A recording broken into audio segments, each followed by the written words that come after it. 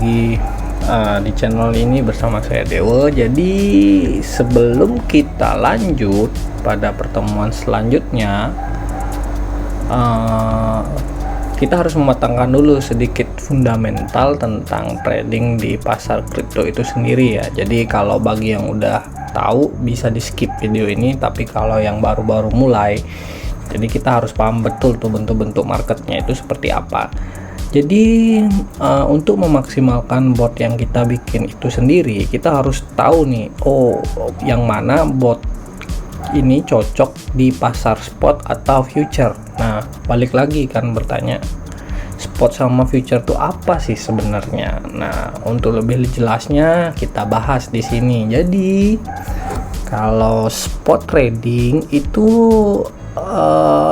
sama future trading itu sama-sama ada di platform dari broker itu masing-masing. Misalkan kalau kalian main di Binance atau FTX itu sama-sama ada pasar spot maupun pasar futures.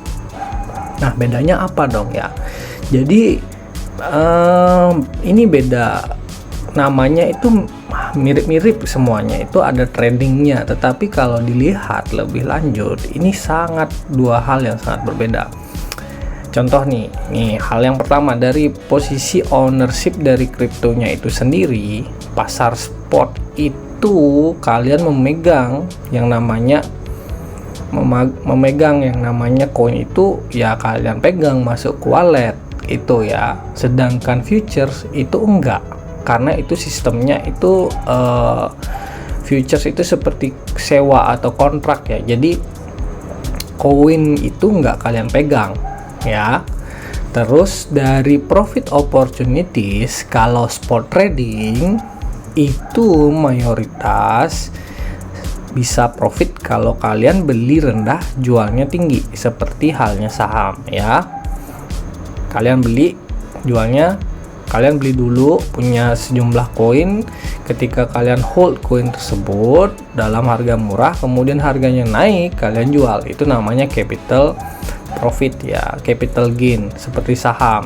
Nah, kalau futures kita itu bisa membuat profit dalam dua kondisi, yaitu kalian bisa dalam kondisi pasar itu sentimennya jual maupun beli, bull and bear. Jadi itu ada dua tombol loh ya. Jadi kalian nggak megang koin, tetapi kalian bisa transaksi dengan melakukan sewa ya, seperti itu, pakai leverage. Jadi bull and bear ini kalian bisa jual langsung meskipun kalian nggak punya koinnya, sedangkan kalian bisa beli langsung ya sejumlah itu. Jadi kalian bisa menghasilkan profit dalam dua kondisi pasar, meskipun pasar itu jatuh ataupun pasar itu lagi trending. Kemudian dari segi capital requirement atau modal yang dibutuhkan, kalau kalian di spot trading, misalkan kalau kalian mau beli Bitcoin dengan nilai aset $100 USD, kalian harus menyediakan sejumlah uang $100 USD ya, itu ya. Sedangkan dapatnya ya Bitcoin sejumlah 0,0 sekian dengan valuasi pada saat itu ya $100 USD. Sedangkan kalau dari segi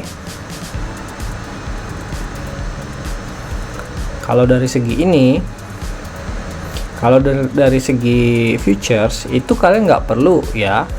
Misalkan kalau kalian mau transaksi sekali trading itu, sekali open posisi itu maunya $100, itu nggak perlu menyediakan uang $100 langsung, karena sistemnya sewa atau kontrak. Jadi kalian bisa hanya membayar sewa itu sejumlah bisa sampai dengan 0,8% dari total sewa, misalkan dari total open posisi yang original. Jadi misalkan kalau di futures itu kalian open posisi $100, nah kali aja 0,8% dari $100 itu 8 ya, $8 ya. Jadi kalian dengan uang $8 itu bisa melakukan open posisi sampai dengan $100 ya. Tapi perlu diperhatikan karena itu sistem sewa. Jadi ketika modal kalian habis sedangkan arah market tidak sesuai dengan prediksi kalian, ya modalnya itu habis ya, liquid istilahnya, liquid. Kalau di forex itu istilahnya MC atau margin call, seperti itu ya. Kemudian dari sisi likuiditas, spot trading tentunya ya cukup bagus, tetapi future trading ini lebih bagus lagi karena transaksi itu sangat kencang arusnya di sini ya. Terus nah ini juga mempengaruhi sebenarnya. Jadi kalau kalian memilih broker itu, future trading itu kemungkinan charge antara satu broker dan broker lainnya itu bisa berbeda dalam time frame funding fee-nya itu ya. Apa itu funding fee? Nanti kita belajar lebih lanjut lah ya untuk ini. Oke, kemudian dari spot price, jadi dari harga, ini kemungkinan ada perbedaan antara pasar spot dan pasar future, meskipun sama-sama misalkan pada saat itu kita melakukan transaksi di pair BTC USDT ya. Misalkan di spot itu harganya $100. Nah, misalkan BTC pada spot itu harganya misalkan $40. Nah, di futures itu bisa lebih mahal, $41, karena harga ini dia kemungkinan dia nggak mirip banget, beda-beda tipis ya. Yang di futures itu bisa lebih rendah atau bisa lebih tinggi. Nah, nanti kalian bisa lihat itu di bagian funding fee-nya itu negatif atau positif ya, seperti itu. Jadi kalau dia 0 berarti funding fee-nya itu spot sama futures itu harganya sama, seperti itu ya. Jadi bisa berbeda dari segi harga. Mungkin seperti itu untuk lebih jelasnya, karena kenapa kita harus tahu ya karakteristik masing-masing tempat kita akan melakukan optimasi bot, karena kita dengan adanya pasar spot sama futures ini tentu kita harus berhati-hati untuk melakukan optimasi pada settingan bot trikoma kita, seperti itu. Jadi yang mana cocok, yang mana enggak. Jadi ini perlu pendekatan yang berbeda-beda. Jadi misalkan dengan modal kecil, kita apakah bisa melakukan spot trading? Bisa. Jawabannya bisa. Misalkan seperti yang saya contohkan pada video sebelumnya, spot trading yang saya lakukan, spot trading yang di Binance ya. Jadi di Binance itu misalkan kalian punya $25 USDT ataupun BUSD, nah itu kalian hanya bisa melakukan open transaksi sejumlah 2 kali. Nah itu which is itu ya kurang maksimal bagi settingan bot, karena kita beberapa bot itu nanti kedepannya bisa menggunakan 6 layer dengan multiple hampir 2 kali lipat dari open posisi awalnya, lapisan sebelumnya itu ya. Nah jadi dengan modal $25 tuh nggak cukup, hanya bisa membuka satu maksimum 2 layer, seperti itu ya.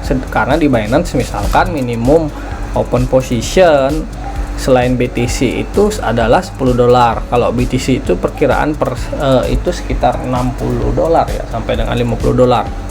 Sorry, kalau di spot itu $10 semua.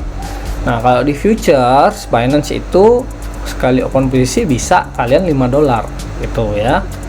Sedangkan kalau di FTX spot trading itu bisa lebih kecil, itu sebesar 3 sampai dengan $3 ya kisaran ya, kalau nggak salah itu spot trading di FTX.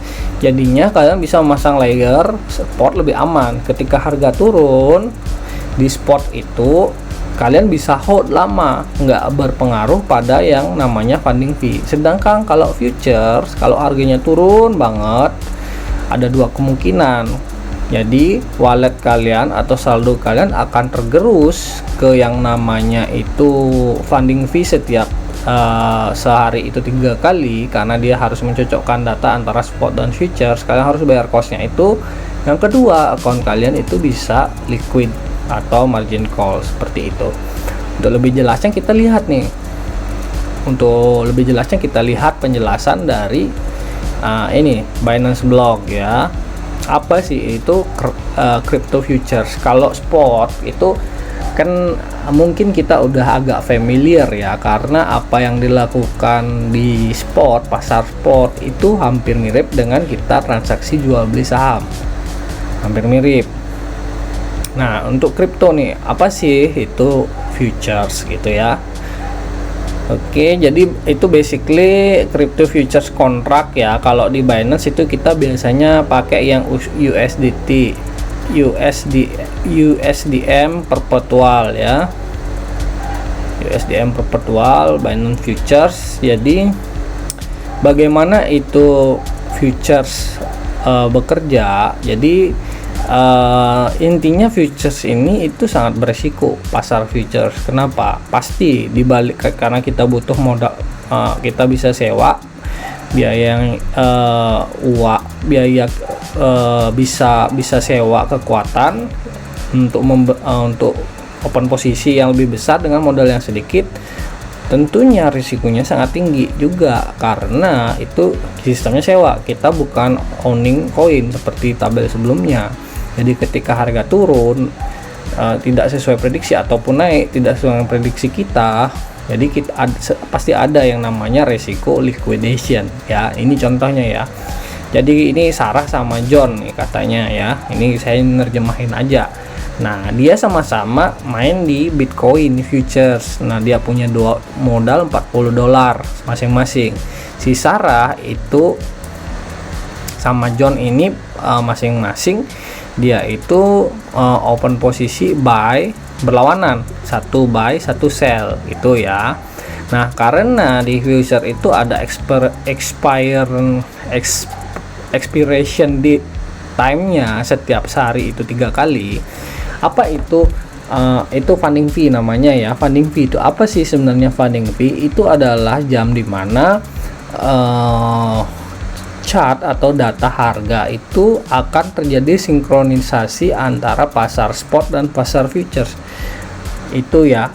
Jadi kan nggak lucu misalkan kita main di pasar peer yang sama sedangkan harganya berbeda jauh.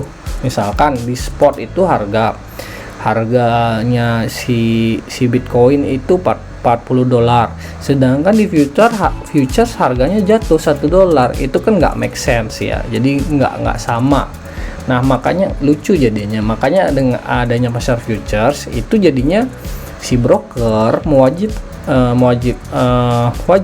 misalkan dia wajib untuk melakukan sinkronisasi dengan pasar spot ya. Hal ini juga yang mengakibatkan masing-masing pasar futures itu harganya nggak sama antara satu broker dan broker yang lainnya. Tetapi kalau spot itu pasti sama karena pasar spot itu bener real coin yang kalian hold ya. Sedangkan pasar futures ini satu broker dan broker lainnya bisa berbeda tergantung likuiditas atau pemain futures di masing-masing broker tersebut. Oke, ini contohnya $45 ya. Nah, misalkan pada expiring date itu misalkan kalau salah satu itu menebak di angka yang salah, misalkan harga itu turun ataupun naik dengan selisih $5. Jadi si Sarah maupun si John ini akan memberikan nilai satu sama lain untuk membalancekan harga tersebut. Misalkan di transaksi ini diestimasikan ada selisih sekitar $5.000 ya. Jadi $5.000 ini akan dialihkan uangnya ke si holder yang berhasil menebak harga pasar futures pada saat funding fee dengan benar, yang hampir sama harganya dengan spot seperti itu ya. Jadi ini juga dipakai inceran sama orang-orang trading yang khusus memantau funding fee setiap pasar futures ya. Ketika misalkan harganya minus, ini last minute ketika countdown masing funding fee dia melakukan transaksi seperti itu. Ada juga orang yang trade dengan menggunakan strategi funding fee ini. Mungkin nanti kita bahas ya di lain kesempatan. Oke, yang kedua, masalah leverage itu sama seperti forex ya. Leverage, margin requirement. Nah, ini funding rates. Kalau Kalau di sini namanya funding rate ya. Kalau saya sih seringnya funding fee ya. Jadi ini pro and cons-nya ya. Jadi pro-nya itu kalau futures itu bisa buy and sell, kemudian leverage-nya juga lebih tinggi ya, dari capital, kemampuan kalian membeli kalau kalian memang pinter banget atau botnya ini bagus banget ya performnya ya, itu lebih cuan kalau di pasar futures. Terus kalau kelemahannya itu volatilitasnya tinggi tentu, karena dia nggak bakal real time sinkron dengan pasar spot. Jadi dia setiap 7 jam sekali seperti yang saya bilang tadi, kemudian resikonya tinggi pastinya. Oke, mungkin itu untuk kesempatan kali ini. Jadi ini hanya untuk pengetahuan basic sekali lagi ya. Channel ini bukan adalah channel financial advisor, jadi berhati-hati ya kalau di pasar kripto itu penuh resiko.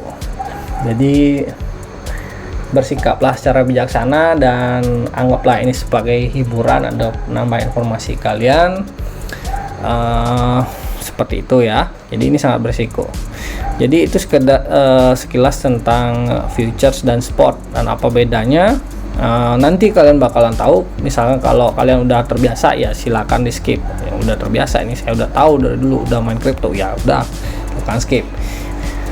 Nah, contohnya seperti ini ya. Ini oke, ini namanya futures. Jadi kalau di Binance ini futures BTC ya, BTC USDT virtual. Nah, di sini ada jamnya, namanya countdown, funding fee-nya ya. Jadi 1 jam 51 menit lagi ini akan ada jam funding fee, di mana pada jam ini ketika waktu habis dia itu akan mensinkronkan data harga antara pasar spot dan futures. Jadi pergerakan atau volatilitas harga yang ada pada saat ini itu dipengaruhi oleh yang namanya pelaku pasar future saja ya. Jadi tidak, kadang ini kalau misalkan belum jam funding fee ini bisa berbeda chartnya dibandingkan dengan yang ada di spot.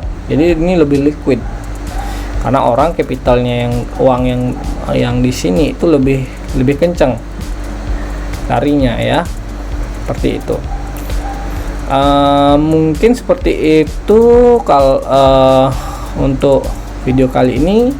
Di video selanjutnya saya akan memenuhi janji saya untuk menghitung atau gimana sih caranya menghindari likuiditas kalau misalkan kita mau setup bot di futures nih. Soalnya kita modal kecil nih ya, pengennya profit yang maksimal gitu ya. Nah, pasti dibalik itu ada resiko. Soalnya misalkan kalau kita modal kecil $25, kita logikanya itu kan kehilangan $25 nggak terlalu kerasa ya.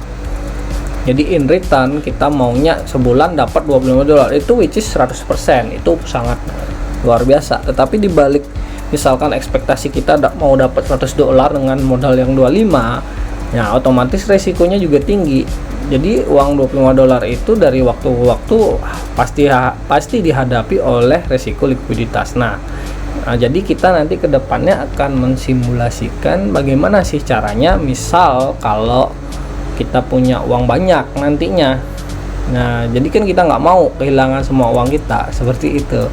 Jadi nanti kita akan next video kita akan bahas tentang anti liquidation strategi ya. Jadi strategi anti liquid gimana sih caranya ngitung dan konfigurasinya di bot, biar misalkan bot itu bisa tahu kapan kita harus cut loss ataupun pasang stop loss, biar kita masih ada modal lah ya, meminimalkan resiko untuk trading selanjutnya. Terima kasih mungkin sudah menyimak video kali ini. Sampai jumpa di video selanjutnya.